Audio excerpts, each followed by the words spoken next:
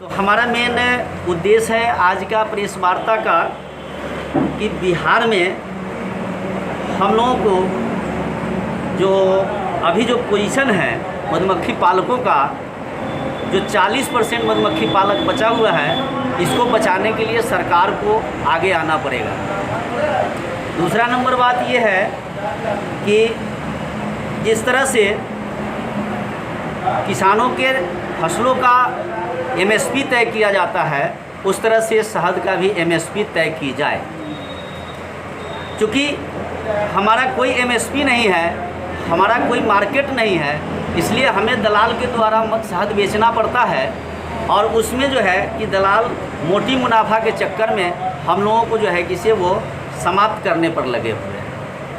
अभी इस बार हम लोग को पता चला कि ये जो है सब जितने भी जो है कि से एजेंट है, वो लोगों ने मीटिंग कर लिया है कि इस बार जो है कि से शहद का रेट कम से कम में खरीदारी करना है, जबकि मार्केट में ऊपर कंपनियों का जो है कि से अच्छा खासा रेट है। कंपनियों का अच्छा खासा रेट है और इस पर इन लोगों ने जो है कि से एक ऐसा पोजीशन लगा दिया है, एक बाउंड आपस में लगाया है कि 130-35 से जो ज़्यादा खरीदारी करता है उसको हम जो है कि जुर्माना करेंगे।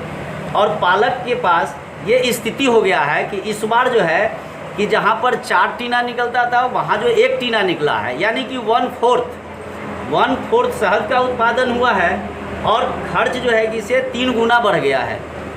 तो हम लोग चाहते हैं कि हमारा शहद का रेट सरकार जो है कि 150 से 55 का रेट कम से कम तय करे, या फिर कंपनी तय करे जो हमारे यहाँ से उठाव हो। इसके लिए हम सरकार से मांग करते हैं। दूसरा है कि हम जब माइग्रेशन करते हैं, पूरे भारत में माइग्रेशन करते हैं, तो जब माइग्रेशन करते हैं उसमें कहीं पर कोई गाड़ी एक्सीडेंट कर जाती है, उसमें मेरा मधुमक्खी पालक डैमेज हो जाता है, यानी एक्सीडेंट में मारा जाता है, उसे सरकार से कोई लाभ नहीं मिलता है।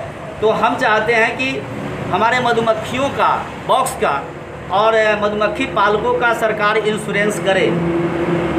दूसरा मांग ये है, तीसरा मांग मेरा ये है कि 2011-12 से 2021 तक KVIC द्वारा एवं उद्यान विभाग एवं जो है कि ये जीविका द्वारा जो मधुमक्खी का बॉक्स बांटा जाता है लोगों में, इसकी पूर्ण रूप से जांच की जाए, क्योंकि इसमें हजारों करोड़ों का घोटाला है।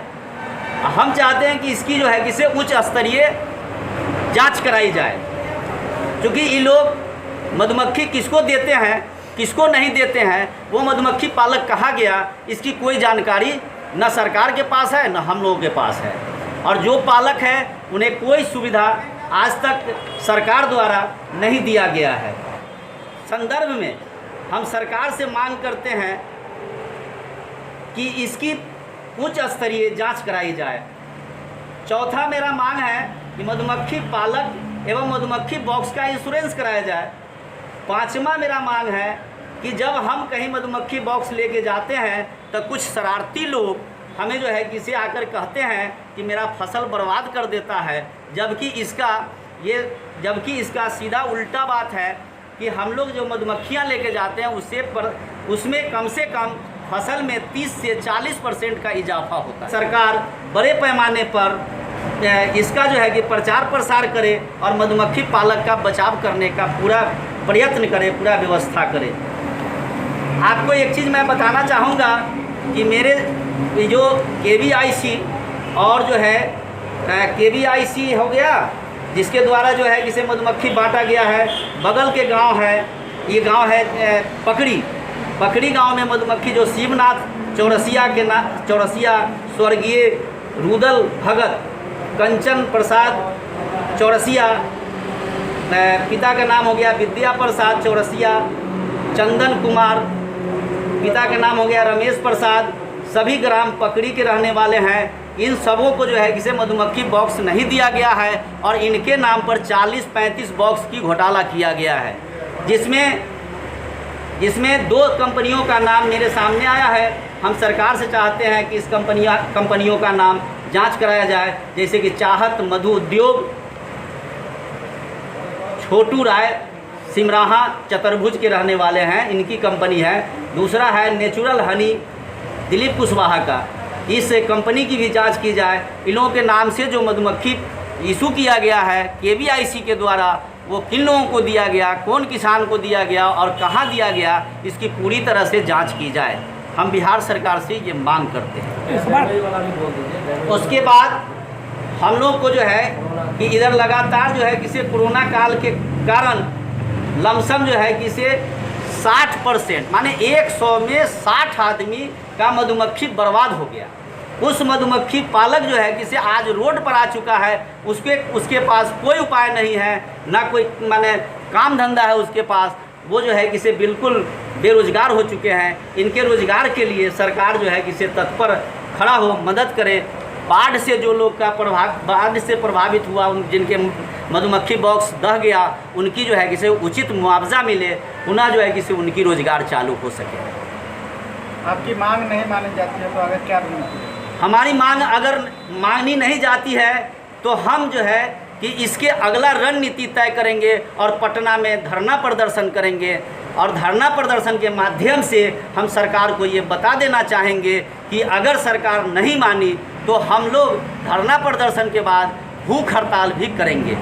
लगभग कितना रुपया के अभी लॉकडाउन में क्षति हुआ है? प्रत्येक पालक पर कम से कम 4 से 5 लाख रुपया एक पालक का नुकसान हुआ है। 4 से 5 लाख एक पालक का नुकसान हुआ है। यानी हम समझते हैं कि लमसम 10,000 करोड़ रुपया मुजफ्फरपुर में, बिहार के मुजफ्फरपुर ज़िले में बर्बाद हुआ है लोगों का, मधुमक्खी पालकों का।